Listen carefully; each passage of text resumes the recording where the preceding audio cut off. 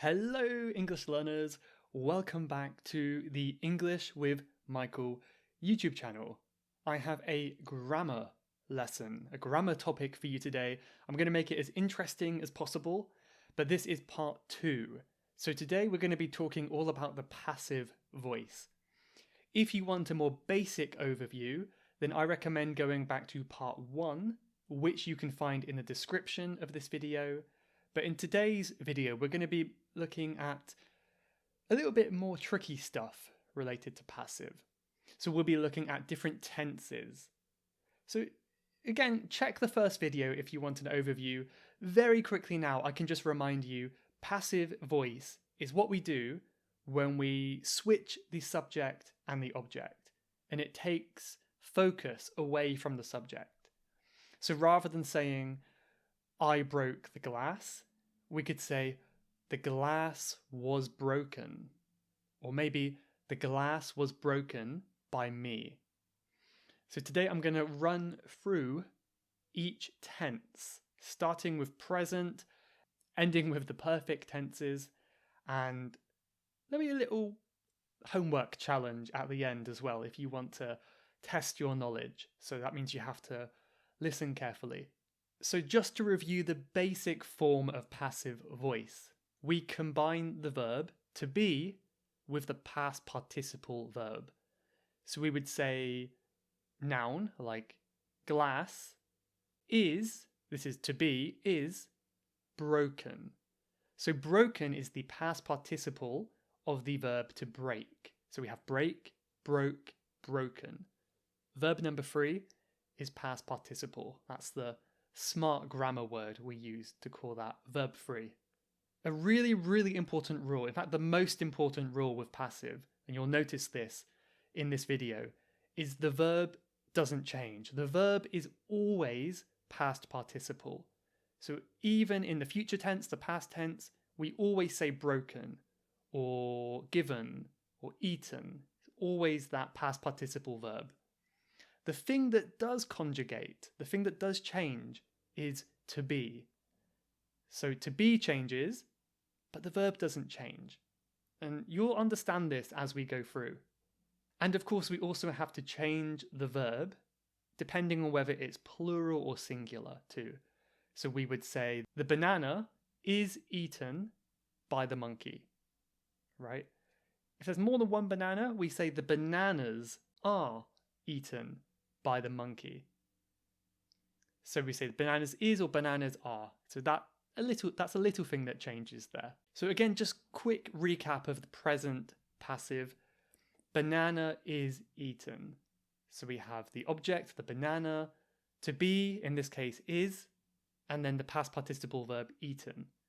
If you want to say who or what is doing the action, we use the preposition by, then the person or thing. So by the monkey. The banana is eaten by the monkey. We don't have to say that, but we can.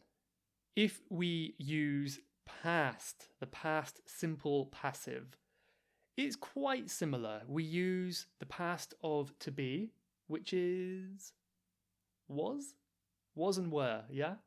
So we could say the mango was stolen.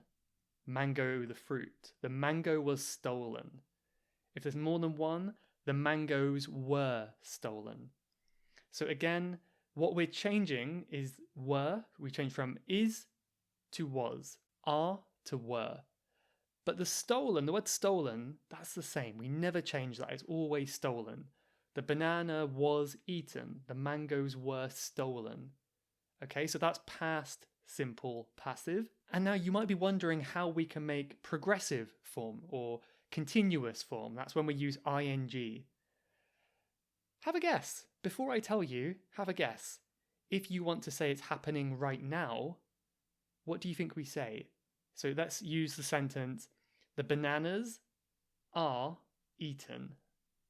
But it's happening right now, so what can we say? We don't say eating. Remember, we conjugate to be. So the bananas are being eaten. So it's just like normal continuous form, right? I am doing, I am eating, except we're changing to be, and eaten is the participle. So it's even confusing me. It's a lot of grammar words, you know. I hope you can keep up. But yeah, the mangoes are being eaten. The mangoes are being stolen. The video is being recorded.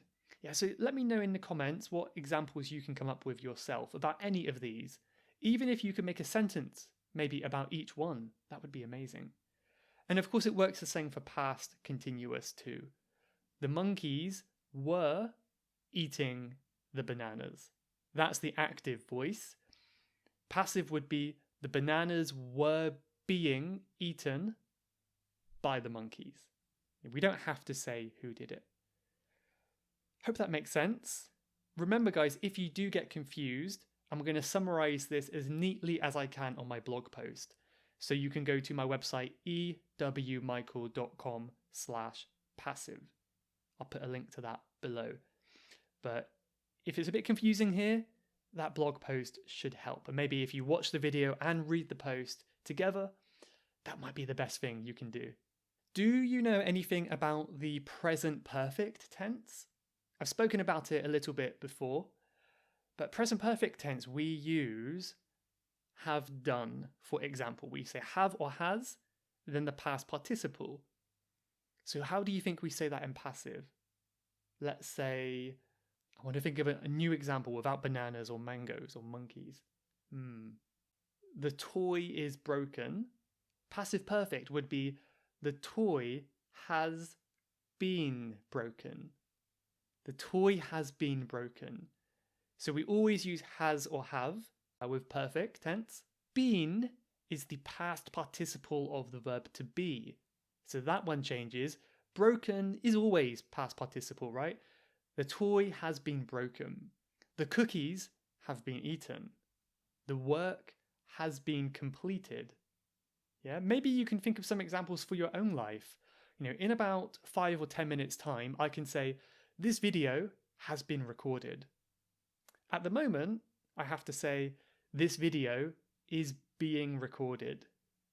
Yes, I'm not done yet. Very, very similar past perfect passive.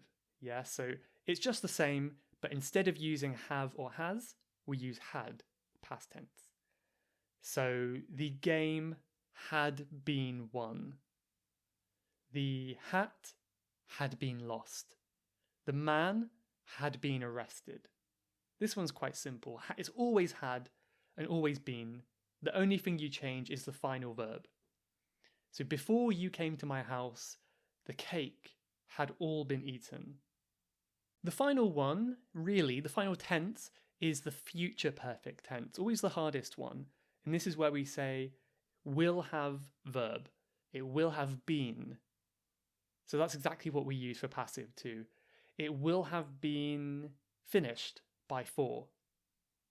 The car will have been driven for 2 hours. And, you know, remember in casual speech, we might just, it's a lot of words, isn't it? So we might just say, will have been. Yeah, so I'm saying will have been. When you hear it in real life, it will sound more like will have been. The email will have been read by him. The email will have been read by him. Okay? So that's the basic overview of all of the tenses and their passive form. It's a lot of grammar to take in, but this was requested, so hopefully you enjoy it, and hopefully I explained it somewhat clearly. I'm going to give you, let's say, 4 questions for your homework. So this is your job. Write in the comments below, no cheating, mind you, but write in the comments the passive form to these active sentences. Yeah, so number one, Michael is teaching his dog. Michael is teaching his dog. You will love this movie. That's number 2. You will love this movie. He will have eaten the whole cake. He will have eaten the whole cake. And the last one now, she had broken the bed. She had broken the bed. So write your passive sentences to these active ones in the comments, and I will let you know if they sound good or if we can work on them in some way. But thank you for sticking with me throughout this difficult grammar video. It's useful, it's very useful using passive in English, but it's not easy. So be patient, don't be too hard on yourself, and let me know if you have any questions. Don't forget to check out the blog post, as I mentioned before, which will be in the description. But thank you very much for watching. Hope you enjoyed it, and see you very, very soon.